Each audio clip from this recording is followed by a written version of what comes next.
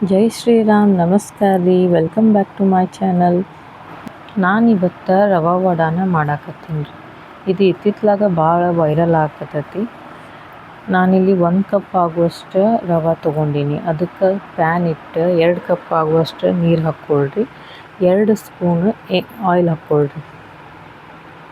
Oil ನೀವು ಯಾವ್ದು use ಮಾಡ್ತಿರಲ್ಲ ಅಡುಗೆಗೆ ಅದನ್ನು ಹಾಕ್ಕೊಳ್ರಿ. ಇಲ್ಲಾಂದ್ರೆ ಬ್ಯಾಡ ಅಂದ್ರೆ ಸ್ವಲ್ಪ 2 ಸ್ಪೂನ್ ತುಪ್ಪ ಹಾಕಿಬಿಡ್ರಿ. ಹಂಗೆ ಸ್ವಲ್ಪ ಜಿಂಜರ್ ತುರಿದು ಹಾಕಿಬಿಡ್ರಿ. ಸ್ವಲ್ಪ ಕರಿಬೇವು ಸಣ್ಣಗೆ ಹೆಚ್ಚಿ ಹಾಕ್ಕೊಳ್ರಿ.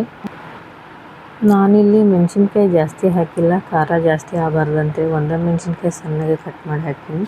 ನೀವು ಖಾರ ಜಾಸ್ತಿ ಬೇಕಂದ್ರೆ 1-2 ಮೆಣಸಿನ್ಕಾಯಿ ಜಾಸ್ತಿ ಹಾಕ್ಕೊಳ್ರಿ. ಹಂಗೆ ಚಿಲ್ಲಿ ಫ್ಲೇಕ್ಸ್, ಸ್ವಲ್ಪ ರುಚಿಗೆ ತಕ್ಕಷ್ಟು ಉಪ್ಪು ಹಾಕ್ಕೊಳ್ರಿ.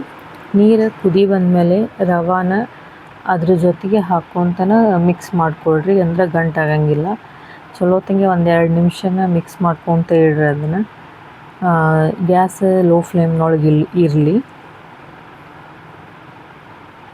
ಹಿಂಗಾಗ್ಬೇಕು ನೋಡ್ರಿ. ಅದು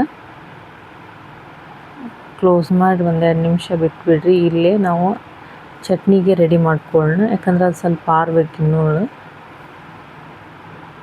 1-2 ಸ್ಪೂನ್ ಆಗುವಷ್ಟು ಪುಟಾಣಿ ತೊಗೊಂಡೀನಿ.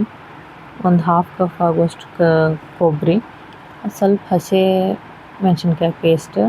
ನಾನಿಲ್ಲಿ ಹಸಿ ಮೆಣಸಿನ್ಕಾಯಿ ಪೇಸ್ಟ್ ರೆಡಿನ ಮಾಡಿಟ್ಕೊಂಡಿರ್ತೈತಿ. ಇದ್ರಾಗ ಕರಿಬೇವು, ಕೊತ್ತಂಬರಿ, ಜೀರಿಗೆ, ಮೆಣಸಿನ್ಕಾಯಿ, ಬೆಳ್ಳುಳ್ಳಿ ಎಲ್ಲನೂ ಇರ್ತೈತ್ರಿ. ಅದಕ್ಕೆ ಸ್ವಲ್ಪ ಉಪ್ಪು, ಬೆಳ್ಳುಳ್ಳಿ, ಜೀರಿಗೆ, ಸ್ವಲ್ಪ ನಿಂಬೆಹಣ್ಣು ರಸನ ಹಿಂಡ್ಕೊಂಡು ಬಿಡ್ರಿ. ಇಲ್ಲೇ ಚಟ್ನಿಗೆ ಒಗ್ಗರಣೆ ಹಾಕ್ಕೊಳಕತ್ತೀನಿ ರೀ. ಎಣ್ಣೆ ಹಾಕ್ಕೊಳ್ರಿ. ಆಮೇಲೆ ಜೀರಿಗೆ, ಸಾಸಿವೆ, ಕರಿಬೇವು, ಮೆಣಸಿನ್ಕಾಯಿ, ಉದ್ದಿನಬೇಳೆ ನಾ ಮೊದಲು ಹಾಕಬೇಕಾಗಿತ್ತು ರೀ. ಇಲ್ಲೇ ಮರ್ತು ಬಿಟ್ನಿ. ಅದಕ್ಕೆ ಇವಾಗ ಹಾಕ್ಕೊಂಡೇನಿ. ಆದರೂ ಚಲೋತ್ತಂಗೆ ಫ್ರೈ ಆದವು.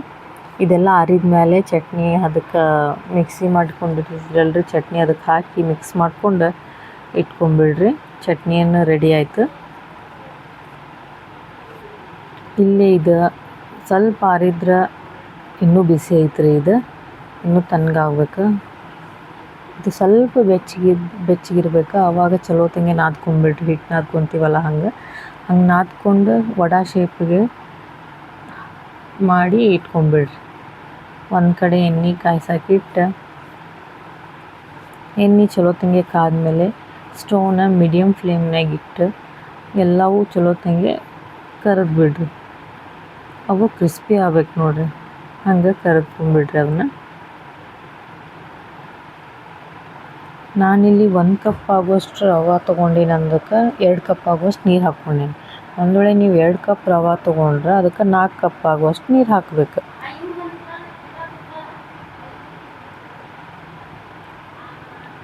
ವಡ ಮಾತ್ರ ಚಲೋತ್ತಂಗೆ ಬಂದಿದ್ದು ರೀ. ಟೇಸ್ಟು ಸೂಪರ್ ಆಗಿತ್ತು. ಈ ಪ್ಲೇಟ್ ನೋಡಿ ಎಣ್ಣೆ ಭಾಳ ಹಿಡ್ಕೊಂಡಾವ ಅಂತ ಏನು ಅನ್ಕೋಕೆ ಹೋಗ್ಬೇಡ್ರಿ. ಅದನ್ನು ಜಲ್ದಿ ಸ್ಪೂನ್ಲಿ ಹಿಂಗೆ ತೊಗೊಂಡು ತೆಗೆದ್ಬಿಟ್ನಿ. ಅದಕ್ಕೆ ಎಣ್ಣೆ ಆಗಿಬಿಟ್ಟೈತಿ. ನೀವು ಟ್ರೈ ಮಾಡಿರಿ. ಟೇಸ್ಟ್ ಹೆಂಗಿತ್ತಂತ ತಿಳಿಸ್ರಿ. ಮಕ್ಳಿಗಂತೂ ಭಾಳ ಇಷ್ಟ ಆಗ್ತಾವೆ ನೋಡ್ರಿ ಇವು. ಮತ್ತು ಮುಂದಿನ ವಿಡಿಯೋದಾಗ ಸಿಗ್ತೀನಿ ರೀ. ಅಲ್ಲಿವರೆಗೂ ಚಿಂತೆ ಬಿಡ್ರಿ, ನಕ್ಕೊಂತ ಇರ್ರಿ. ಜೈ ಶ್ರೀರಾಮ್. ಹಂಗೆ ನನ್ನ ಚಾನಲ್ನ ಸಬ್ಸ್ಕ್ರೈಬ್ ಮಾಡಿರಿ.